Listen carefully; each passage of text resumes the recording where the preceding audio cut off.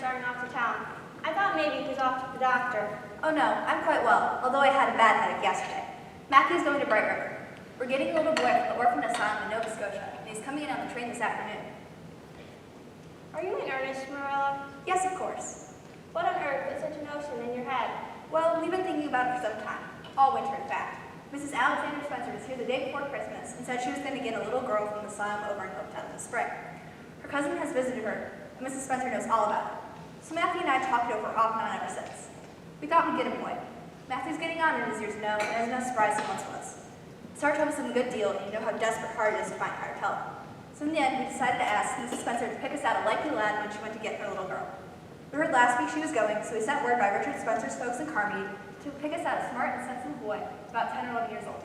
We thought that would be best. Old enough to help with the chores, but young enough to be trained up properly. Well, I'd never. So we got a telegram from Mrs. Spencer saying they were coming in on the 5:30 train tonight, so Matthew went to Bright River to meet them. Well, Marilla, I'll just tell you plain that you're doing a mighty foolish thing. A risky thing, that's what. You don't know what you're getting. Bringing a stranger into your house. You don't know a single thing about him or his people, nor disposition at that. Why, it was only last week when I read in the paper how a man and his wife up west of the island took a child out of the orphan asylum and little demons set to fire their house one night. Set it on purpose, and those unfortunate souls were nearly burnt to a crisp in their beds. So, if you had asked for my advice, which you didn't, I would have said, for mercy's sake, don't even think about such a thing. So don't say I didn't warn you. If Green Gables is burnt to its foundation, or if he puts poison in the well. I've heard in a case in New Brunswick where an orphan asylum child did that, and the whole family died in fearful agony. It was only a girl in that instance. Well, no worry of that. I would never dream of taking a girl to bring up.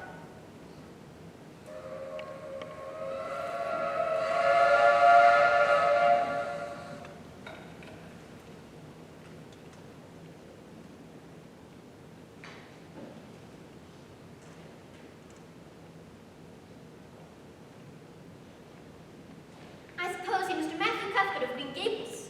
Mrs. Spencer said you'd come in and told me to wait for you. I'm very glad you've come for me. Although I was beginning to be afraid that you weren't going to come for me tonight. I made up my mind that if you didn't come for me tonight, that I'd go down to the bend to that big wide cherry tree and climb up into it and stare at night. I wouldn't be the least bit afraid. In fact, it would be lovely to sleep in a wide cherry tree. Oh, what bloom in the moonshine. You can imagine me dwelling in one of the halls. I was quite sure you'd come for me in the morning if you didn't come for me tonight. You came with Mrs. Spencer? All the way from Hopetown. I wasn't even the least bit sick, and the boat was out of island. Although Mrs. Spencer was really a shade of green. You're the orphan from the asylum. You might say that I'm from the asylum, but I've really only been there 4 months. You can't possibly understand what it's like. The asylum people try to be nice folk, but there's so much scope for imagination in the asylum. Well, I can't leave you here, so you better come along with me. Marilla will be able to sort all this out. The horse is tethered out front. Let me carry your bag. Oh, I can carry it. It isn't heavy.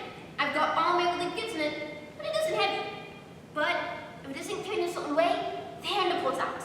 So I better keep it because I know the exact knack of it. Fine. I'm awfully glad you're going to let me stay with you and be with you and live with you. Although people are some that talk too much. I can stop if I like to, although it is difficult. Oh, you can talk as much as you like. I don't mind. Mrs. Spencer said that my tongue's be hung in the middle. It isn't. It's fully fastened at one end. Matthew Cuthbert. Who is that? Where's the boy? There wasn't any boy. There was only her. Well, we sent word to Mrs. Spencer to bring a boy. She didn't. She brought her. I had to bring her home. She couldn't be left at the station, no matter where the mistake had come in. Well, this is a pretty piece of business. You don't want me. You don't want me because I'm not a boy. Because I'm plain skinny girl with hair of most disastrous red. Well, I might have known the results would be beautiful last. Whatever shall I do? I think I'm worse than the teals. Well, there's no need to cry about it. Yes, there is need. And you quite too if you're an orphan and you had to come to a place that you thought was going to be a home. Just to find out they didn't want you because you weren't a boy. Oh, this most tragic thing that's what happened to me. There's no need to cry about it anymore. We're not out your doors tonight. You have to stay until we investigate this affair. What's your name, child? Will you please call me Cordelia? Call you Cordelia. Is that your name? No, it's not exactly my name. Oh, but I would love to be called Cordelia. It's such a perfectly elegant name. Nonsense. If your name isn't Cordelia, what is it then? Anne Shirley. But if I'm not going to be rhyming along, how can it matter what you call me? Fiddlesticks. Anne is a good, honest, sensible name. Very well. But if you call me Anne, please call me Anne, spelled with an E. What difference does it make how it's spelled? It makes such a difference. It looks so much nicer. Anne, with an E, looks so much more distinguished. But Anne without an E looks absolutely dreadful.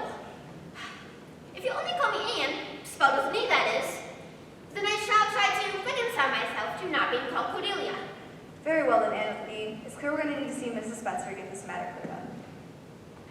If I were very beautiful with raven hair, would you keep me? No. We want a boy to help Matthew at the farm. Take off your hat. You must be hungry. Would you like some dinner? I can't. I'm in the depths of despair. Can you eat when you're in the depths of despair? Can't say that I haven't been there. I guess the girl is tired from her trip. Best to put her to bed. Don't you think, Marilla? I suppose. Your room's at the top of the stairs in the east gable. Good night.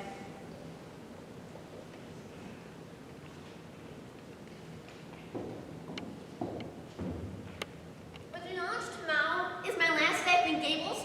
How can you call it good night when you know it must be the very worst night I've ever had?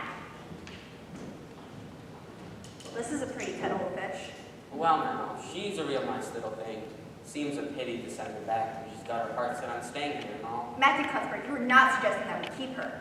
Well, now, no, not exactly. I suppose, not exactly. I should say not. What use would she be to us? We might be of some use to her. No sense in trying to deny it. I can see it plain as plain. You want to keep her. She's an interesting child. You should have heard her talk when we drive back. Oh, she can talk all right. No doubt about that. But even if I wanted an orphan girl, she's not a style I'd pick out. I could hire a boy to help with the chores, and she'd be good company for you. I'm not lacking for company, thank you very much, and I'm not going to keep her. Tomorrow, she goes.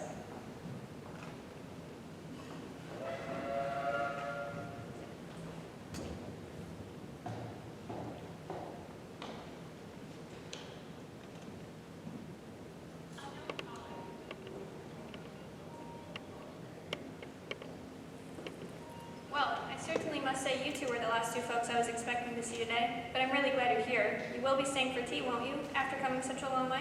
I suppose to stay a little while, to rest the mare. And how are you today, Anne? I'm as best to be expected, thank you. Well then, I'll go get the tea. I'll just be a moment. I made some of my special cardamom cake, Marilla. Shall I slice some for the tea? That would be just fine. Good then, if you'll excuse me. You two just make yourselves at home. You'll enjoy the cake. Mrs. Spencer is one of the best bakers on the island. I'm quite told she's a wonderful woman. Her hair is such an attractive golden color.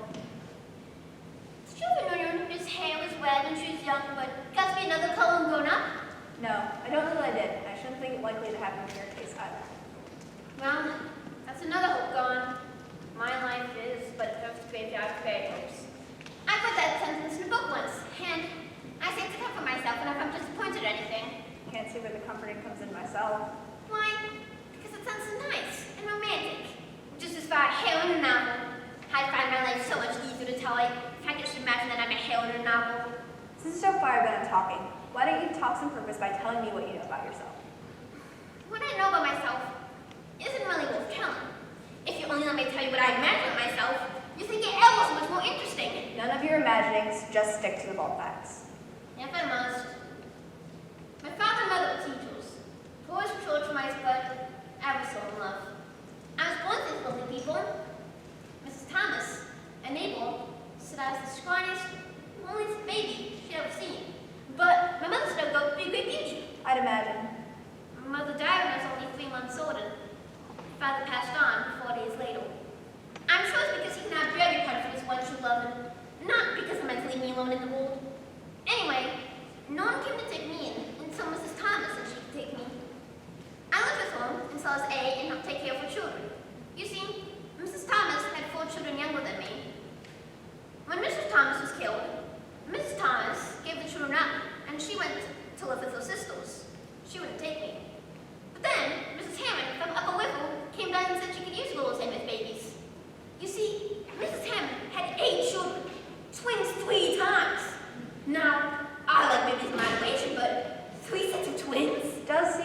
extreme. Were the Hammonds good to you? They meant to be nice people, the Hammonds, but Mr. Hammond drank a great deal, and Mrs. Hammond's temper was short with that many babies and all. I'm sure they would like to have been. I see. When Mr. Hammond was killed in a mail accident, Mrs. Hammond gave the children up to relatives. They went to, and she set off to the States. They almost wouldn't take me to the asylum, but they had to, seeing as there was nowhere else for me to go. But then, Mrs. Spencer came to meet you at Green Gables.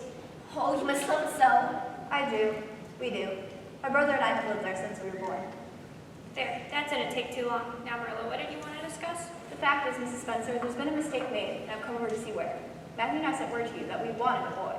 Marilla, you don't say so. I got word from my cousin through his daughter that it was to be a girl.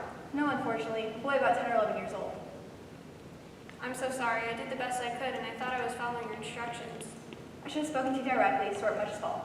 I suppose the son will take her back, won't they? I suppose, but that might not be necessary. Mrs. Blewett was up here the other day, and when she heard about the girl I'd brought back for you, she said what a smart idea it was, and how she could use a girl to help her with the work around the house. She has that large family, you know, and children for us, so I call this a wonderful stroke of luck. I suppose, but And more good fortune. She's coming up the walk now. Come in, Mrs. Blewett. Says I can take on a girl as long as she's civil and won't eat much. So, How wonderful. You see, there's been a mistake. The Cuthberts actually wanted a boy, so this girl might be just the thing for you. what's your name and how old are you? Anne Shirley, and I'm 12.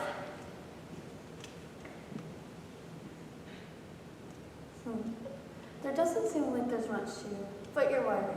The wiry ones are the best. Work the hardest and eat the least. Well, if I take you on, you have to be good and smart and respectful, especially respectful. Mr. Blewett keeps a special shop for young ones who need to learn a little respect. Yes, I'll expect you'll earn your keep and make no mistake about that. Right then, I'll be glad to take her off your hands, Mr. Cuthbert. The baby's been awfully colicky lately, and it'll be a pleasure to sleep through the night and have someone else tend to him. If you would like, I can take her off your hands right now. well, I don't know. I didn't absolutely say that we decided that we would keep her. I just came over to see whether the mistake had been made. I better take her home again and talk it over with my brother. I oughtn't decide anything without consulting him.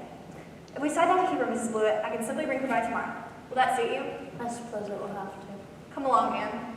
Marilla, does this mean? Hush your mouth, child, and come along. But Marilla, Oh well. Would you care for some tea, Mrs. Blewett?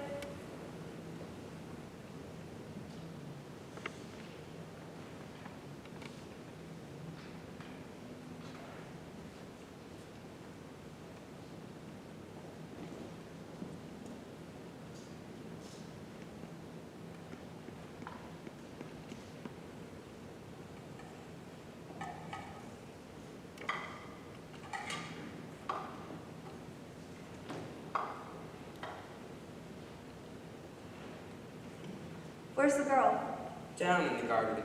Said she wanted to hold a vision of the garden at sunset, in case she has to leave in the morning. She won't have to, will she? It's foolishness, Matthew. Plain and simple foolishness, and you know it. What that child can talk an ear off a stuff of corn, and her fantasies. Did you know she's given names to all the flowers, Bonnie and the Snow Queen and the like? I just don't know. You know how I feel.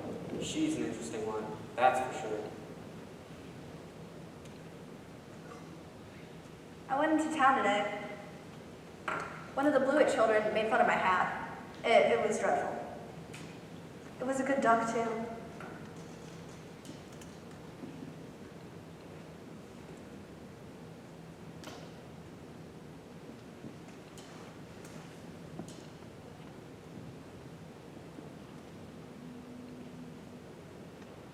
Have you been with Charles yet? I've been trying to get to it, but there's so much time with all the...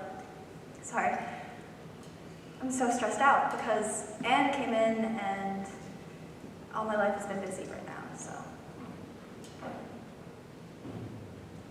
I'm ready for bed now. Oh, it's glorifying sending the albums. Aren't you going to say your prayers, child?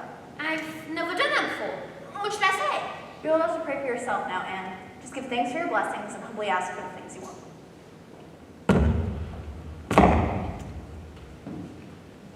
Well, I'll do my best. Oh, gracious, Heavenly Father. That's going to finish this off that short, so I suppose it's all right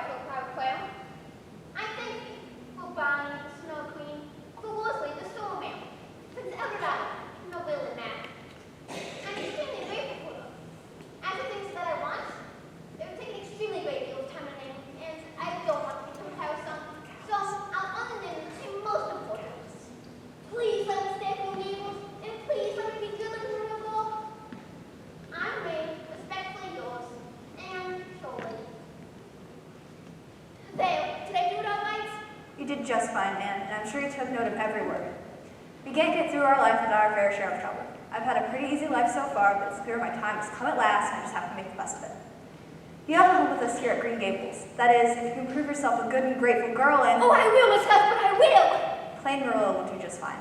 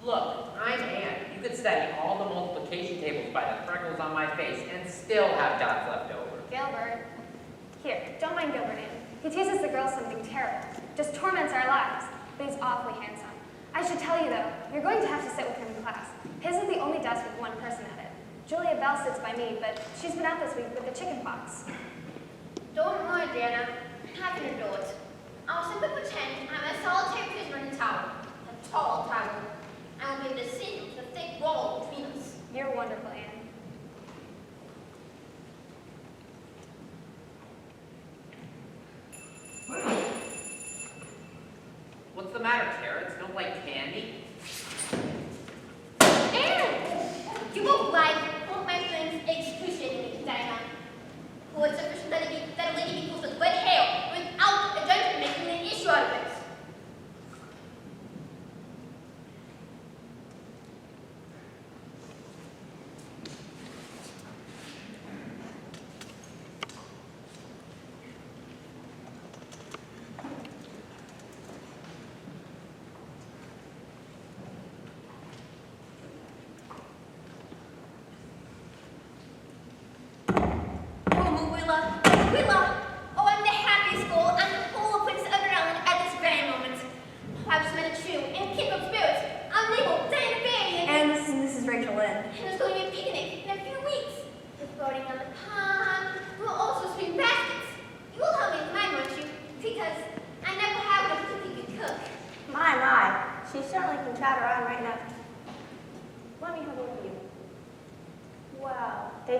Didn't pick you for your looks.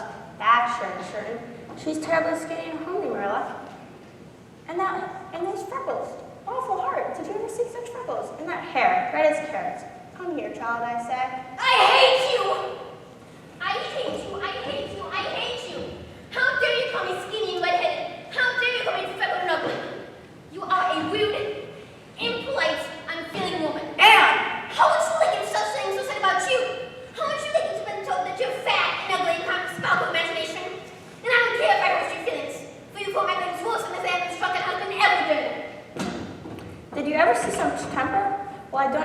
job bringing up, that is, Marilla. Should have twitted about her looks, Rachel. You don't mean to say that you're defending that terrible display of temper we just saw? No, I'm not excusing her. She's been very uncivil, and I'll have to give her a good talking to about it. But you were too hard on her. Well, I see that I have to be more careful what I say after this, since the feelings of orphans brought from goodness knows where have to be considered above everything else.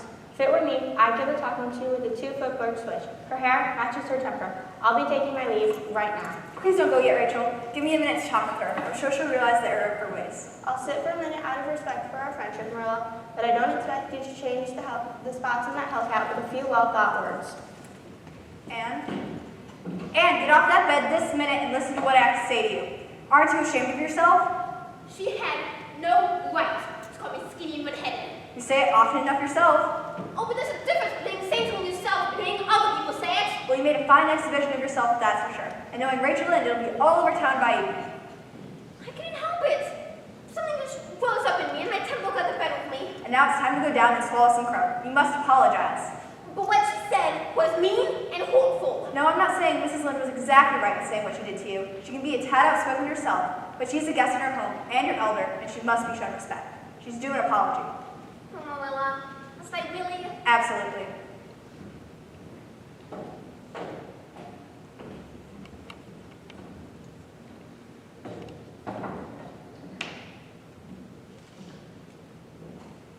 Oh, Mrs. Lynde, I am so extremely sorry. I have disgraced my dear friends Matthew and Marilla, who've let me stay at King Gables, even though I'm not a boy. I'm a dreadful, wicked ghoul, who must be cast out by respectful people forever. Yes, it is true. My hair is red. I am freckled, but what I said to you is true too, but I shouldn't have said it. Oh, Mrs. Lynde, please forgive me. If you infuse and inflict a lifelong soul upon a poor orphan child, you can't do that to a poor orphan girl, even if she had a table temple. Please, Mrs. Lynde, please say you'll forgive me. There, get up, child. Of course I forgive you. Oh, bless you, Mrs. Lynde. Can I go play with Diana now? Go ahead. Thank you. She's an odd little thing, Marilla. I must say, there's some kind of taking her. Speaks her mind, though, but then, so do I guess. On the whole, Marilla, I believe I like the girl. Why, thank you, Rachel. I'd love it now if you'd come over to my house and try the new preserves I just put up. That's very generous of you, Rachel.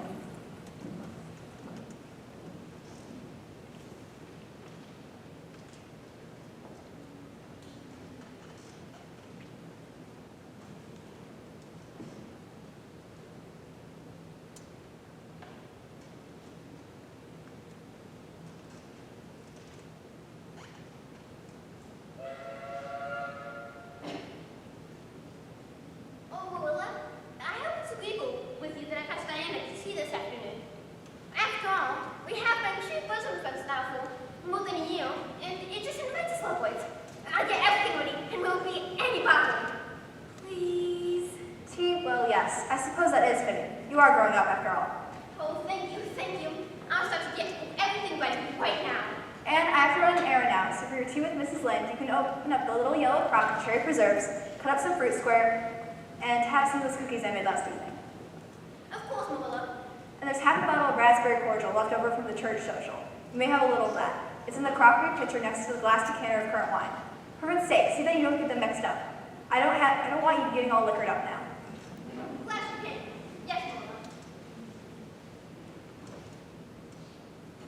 Good afternoon, Diana, and setting up. Thank you, Miss Cuthbert. My mother sends her regards and says she hopes she'll see you when she comes by later to pick me up. Send her my best if we miss each other. Good afternoon, Miss Shirley. Good afternoon to you, Miss Barry. Welcome. May I have some tea? Why, yes, that would be delightful. This all looks wonderful, Anne. I wanted everything to be put with my shoe bosom friend. Molly even said we could have some. Oh my goodness, I forgot the cordial. Marilla makes a wonderful cordial. Like a fruit punch, but ever so much sweeter. May I pour you some? With my sweet tooth, need you ask? Drink your fill then. What have you made? Oh, did I tell you what happened last Sunday when the minister was invited over for lunch? Marilla thought it would be a good idea if we had the minister over for lunch. So, she told me to go and set a pudding outside and to be sure to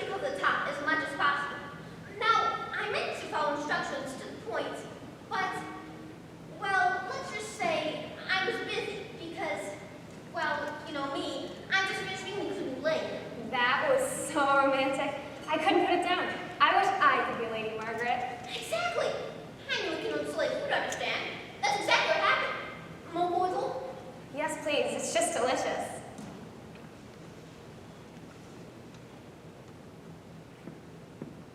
So, later that day, I went to checkmate, and I discovered, to my extreme horror, that Mouse had drowned in it.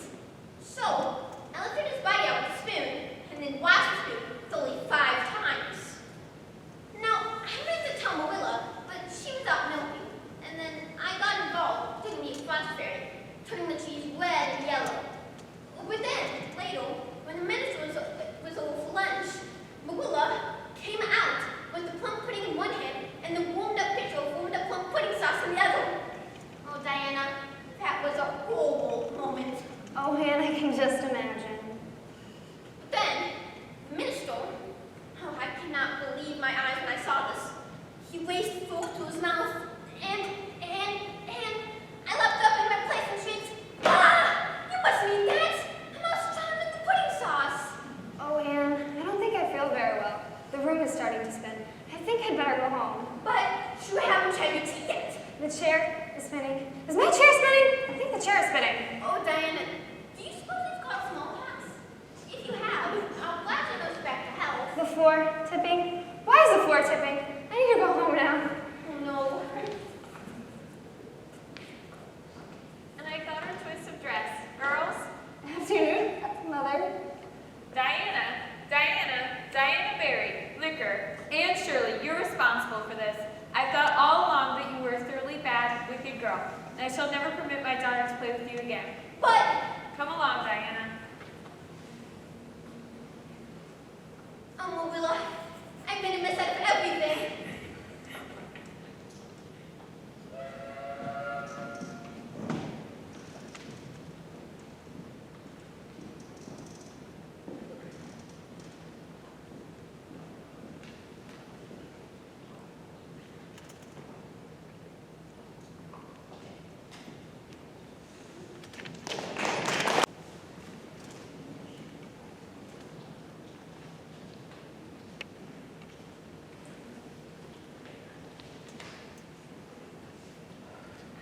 I must say, I never would have believed it. If you told me 3 months ago that the 2 biggest chatterboxes in the school would fall silent, I would have laughed out loud.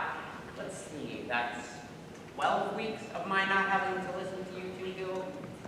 90 days of blissful silence, unbroken by schoolgirl gossip. And if I broke it down to hours, Gibble Blythe, you are a heartless creature with no understanding of true friendship. Now, even though both Marilla and I tried to make amends with Mrs. Barry, she was relentless. And now Diana and I might not ever talk to each other or be together or play together. remind me to thank Mrs. Barry for my peace and quiet. Gables, it's as useless trying to explain all of this to you as it is trying to explain poetry to a pig.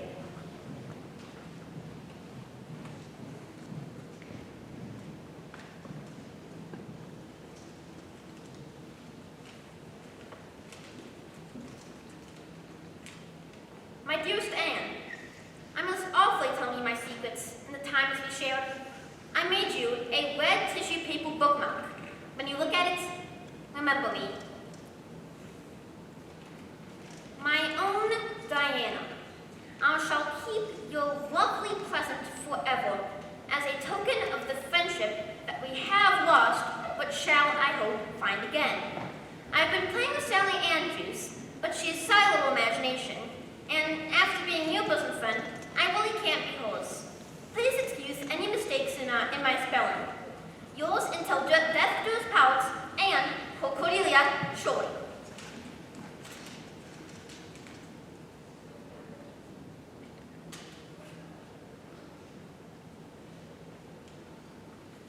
Good morning, class. I've placed assignments on the board for today. Those of you in the upper levels will work on your decimals. Lower levels, please take up your primers and read. Our group preparing for the Queen's College examination will run their Latin declensions. Before we all begin, I have an announcement to make. The school board has decided to hold a benefit concert to raise money for the repairs on the schoolhouse roof, which we so desperately need. Our girls' choir will perform, and they have asked me to select the pupil to recite. I have selected Anne Shirley. Miss Stacy, do you honor me? People paint, hear Aunt Shirley talk.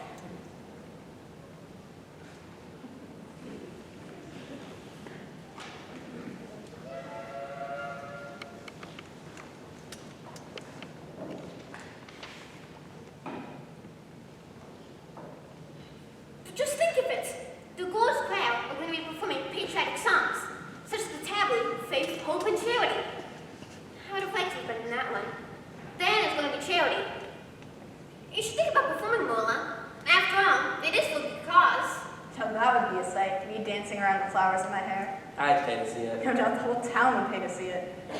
I was thinking, Marilla, as I have to get up in front of the whole of Avonlea, with all of them looking at me, I was wondering if, perhaps, I might have a new dress. One with puffed sleeves. Oh, please, they're ever so fashionable now. Give me such a thrill. Well, you have to do without yours, girl. I haven't any material off puff sleeves. I think they're ridiculous looking things anyhow. I'd rather look ridiculous with everyone else than look plain and sensible all by myself. The dresses you have now are surface frocks with plenty of wear left in them. Perhaps you can get a new set of hair to brighten up the outfit. Whatever you wish, Marilla.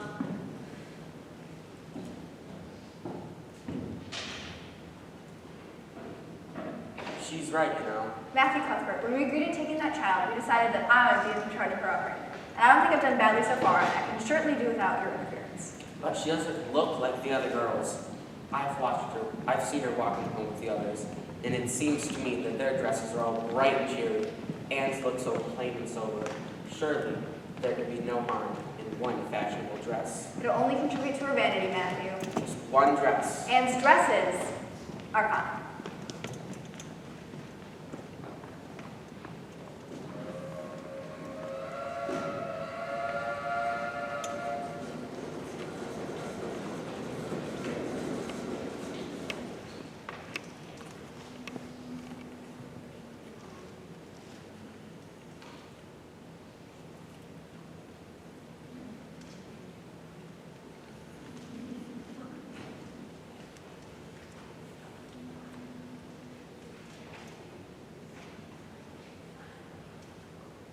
What can I do for you, Mr. Cuthbert?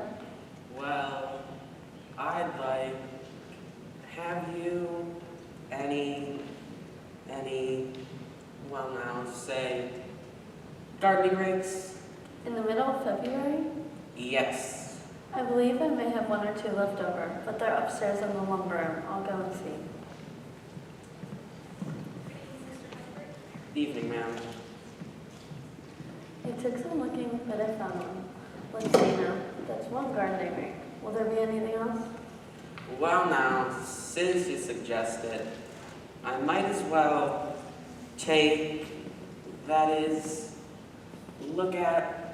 buy some hayseed.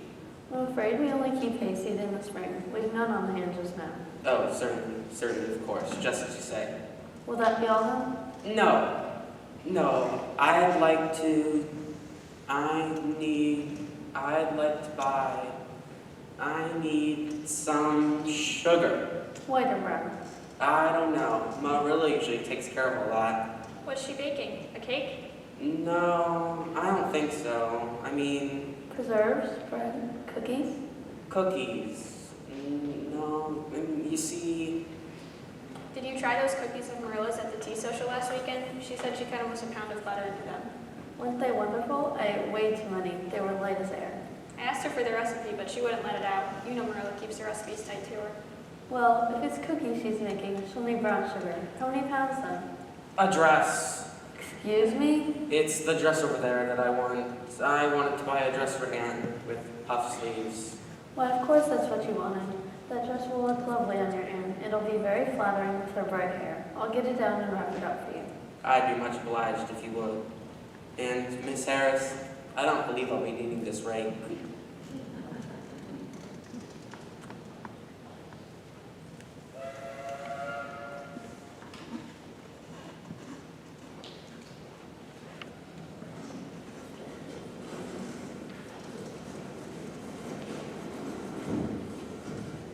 Geometry's casting a dark cloud over my whole academic life. Miss Stacy was saying the other day that you're making rapid progress. Rapid progress were her very words. Mac and Cuthbert, if you don't hurry and harness that mare, we're going to miss the whole entire meeting. It's not every day that the premier comes to Prince Edward Island. Can't say I understand what all the fuss is about. You'd think the king himself was coming the way the folks around here are talking about it. Surely, the whole of Avonlea will be in Carmichael tonight. All except us if we don't hurry. I promised Rachel Lynn that we'd take her, and you know how she fusses if she's late. I left your dinner warming in the oven, and I want light out soon after. No reading in bed till all hours, because I'm not here to say no. Yes, Marilla, but do have a good time. And please try to pull every bit of detail, because I want to know everything in the morning. I'm sure you will. Come, Matthew. Good night, Anne. Good night. The jealous rival. Geraldine Seymour was a regal brunette with a coronet of duskly flashing hair and eyes. Her best friend Miranda was a queenly blonde with hair spun like gold and velvety purple eyes beneath an outlashful brow. The two grew in beauty side by side until they were 16, the year that Bertram DeFeo came to the peaceful little village. Did you forget your pipe again? I haven't quite taken smoking a pipe yet. Gables. Miss Stacy asked me to bring by the geometry text once I finish with it. And of course you finished it, while I'm still muddling along.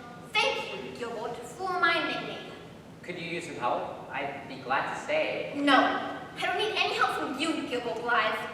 You're just learning it because you had a name on the board today from the highest marks in math. Well, let me tell you. Dana, whatever's the matter? Has your mother wanted at last? Oh, Anne, do come quick. My little sister, Minnie May, is awfully sick. She's got croup. The poor thing can hardly breathe. Mother and father are away at Carmichael for the meeting, and there's nobody to go for the doctor. I don't know what to do. Oh, Anne, I'm so scared. I'll take my horse and get the doctor from Carmody. No, go straight to Carmichael. He's sure to be there with everyone else in town hall. We need to get back to her. Please come with me. Don't worry, Dana. Don't cry. You forget that Mrs. Hammond had 8 children. When you look after 3 sets of twins, you're naturally getting a lot of experience, seeing as they all had croup regularly. Now, let me just get the Alexa. You might not have me at your house. Now, roll up some water. That should have been the first thing you did. I'll go check on Minnie May.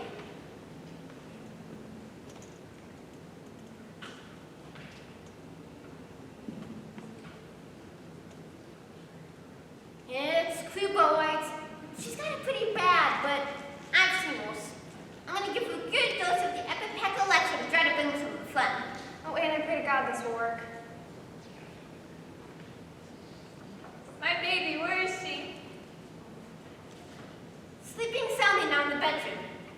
I was very near giving up in despair, and I thought to myself, I didn't say this to you, Diana, for who you were worried enough. But I thought, this is the last glimmering hope, and I feel it is a vain one.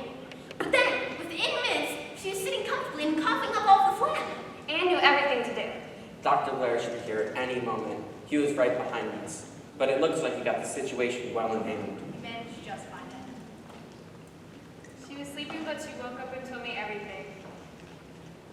Oh, Anne, what can I say to you? You saved my baby. I'm so very ashamed for the way I've treated you. I know now that I could have never meant to get my Diana drunk. Please forgive me. There is no way I can thank you enough. Well, thanks should really go to Mrs. Hammond and her ability to produce all of those twins.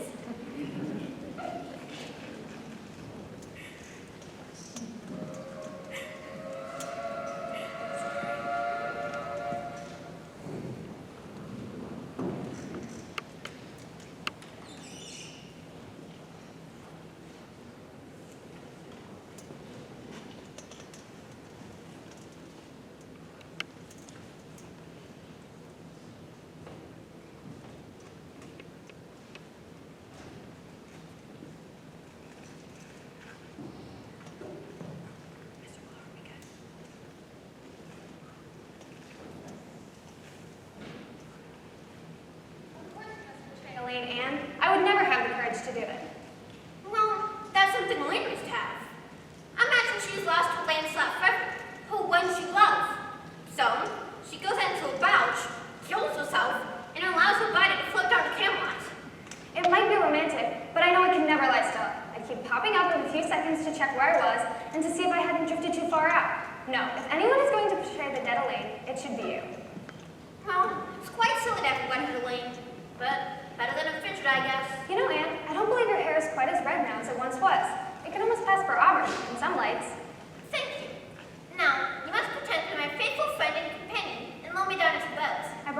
black shawl as you asked. Thank you.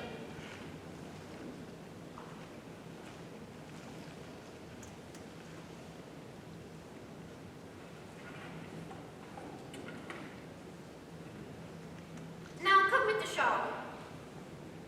Should I cross my arms or... Cross looks much more dead. Fine, crossed it is. Now push off and march from the shore. Do you remember your pouch? Of course. Farewell, my lady. Oh, Anne, you look wonderful.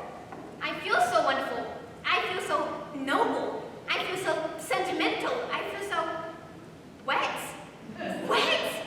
Oh, Diana, the boat's from the fog's leak. Help, I can't swim. You said you wanted to float. You didn't say you wanted to swim, so I left the oars back in the barn. The barn? No, Diana, help. I can't swim. My mother never let me. She said it caused influenza. Oh, Anne, what shall I do? I've killed my best friend. Run for Matthew. He's sure to be in the little patch store. Oh, Anne, I don't want to leave you. Hurry, before it's too late. Help, help. Anne is drowning. Almost. Help, Matthew. Oh, Elaine never had this problem. There's a high price we pay for drama, that's for sure. What if I drown? What if Diana faints on the way to Matthew? What if the horse supposed to show her the way there? Good afternoon, Aunt Shirley. Gilbert, Pleasant day we're having, don't you think? unseasonably warm for this time of year, I have to say. Would you like to tell me what happened? If you must know, Diana and I are making out a poem. I was supposed to be the fair lady Lane, drifting up to sea in my royal barge. But my boat sprung a large leak and I can't swim. Can I offer my help? Diana went for Matthew. Fine then. But she has been going along for a long time. So if you wouldn't mind. Certainly.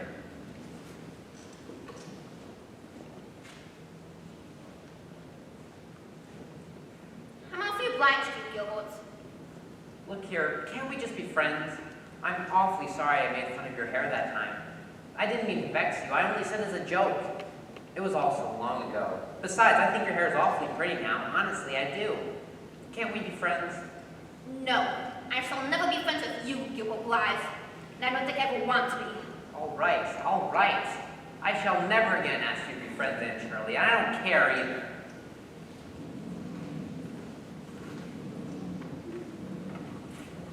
I told you, child, that she wouldn't be dead. Oh, No need Anne. to worry so. I thought you drowned, and I felt like a murderer because I made you portray Elaine. How did you ever escape such a watery grave? Gilbert Blythe came along on his boat and helped me on these killings. How splendidly romantic. Of course, you're going to have to speak with him after this. Of course I won't. And I was thinking not to use the word romantic, especially when talking about Gilbert Blythe. Well, romance isn't that easy to control. It's kind of like the water in the boat. A tiny opening and then suddenly you're in over your head. I'd sooner drown in the base pond than swim over Gilbert Blythe. Suit yourself.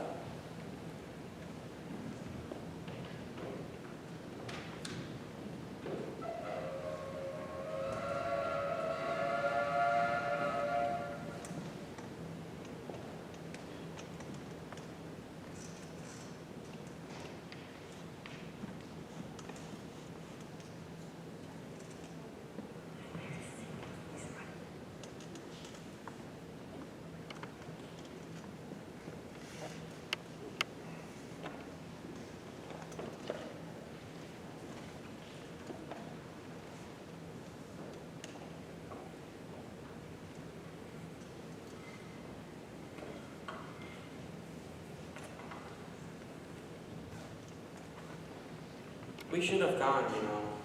I had no intention of braving the crowds at the White Sands Hotel to hear Josie Pye play the violin one more time.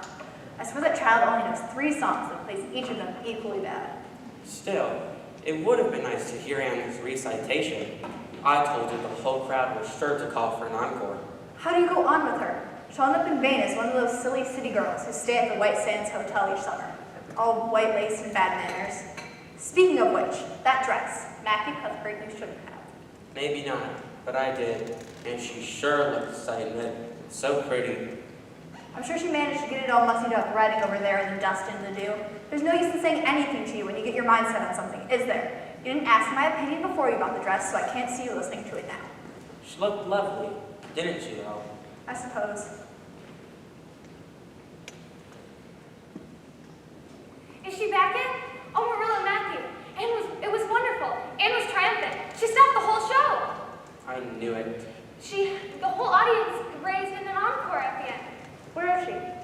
Miss Stacy is giving her a ride back in her carriage. That intro was fun tonight. So disappointed. Why? There wasn't another on the program who could top her. I always said she was a remarkable child. So you did, Rachel. Would you care for some tea? I'd like that. Diana, won't you join us too? That would be delightful. Would...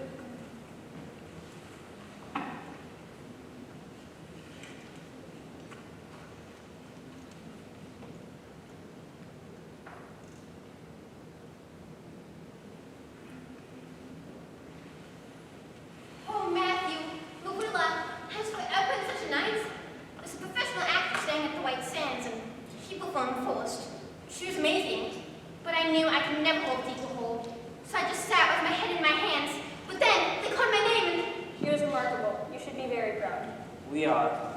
Could you do it once more, Anne? I'd like to hear it for myself. I'd be glad to, Matthew.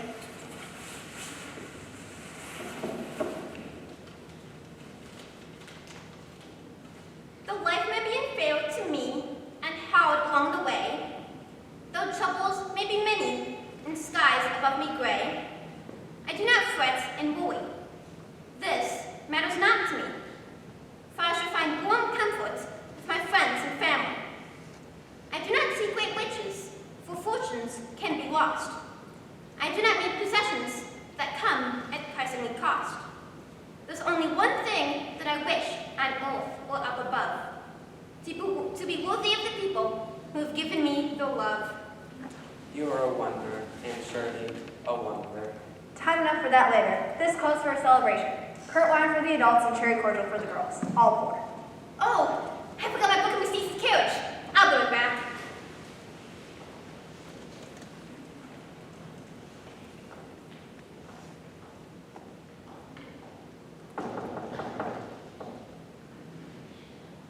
Hello? Hello? Hello? Good evening, Gilbert. Hi, Ann. I just stopped by. My folks are expecting me. I wanted to tell you, well, I saw your presentation, and you sure look awfully pretty tonight. Thank you, Gilbert. Okay, I wanted to tell you, I needed to say, are we ever going to be friends? Can't you forgive me? I believe I forgave that at the time, although I didn't know it. Oh, what a silly stubborn goose I've been. Of course you can be friends, Gilbert. We're going to be the best of friends. We were born to be the best of friends, you know. Can I walk you to school tomorrow? Yes, you may. Good evening, Gilbert. It's a great evening, Miss Cuthbert. Come along, Anne. All your friends are waiting. I do declare, Marilla, my recitation has made even you cry. I wasn't crying over your poem. I was thinking about the little girl you used to be, Anne. I wish you would have stayed a little girl, even with your wild ways. You look so grown-up, stylish, and altogether different in that dress, as if you didn't belong in Avonlea at all. I just kind of got sad with thinking about what my life would have been like without you. Oh, Willa, I haven't changed a bit. Not really. I'm only trimmed down, fringe darkness. The real me inside is still the same. And I shall love you, and Matthew, and Duke and Gables, more and better each and every day of my life. Well, I guess she ain't being too much spoiled. Anne, you're the dearest mistake that's ever come into my life, and I don't know how I can love you more. Now, come along, girl. Where are your manners? We have company waiting.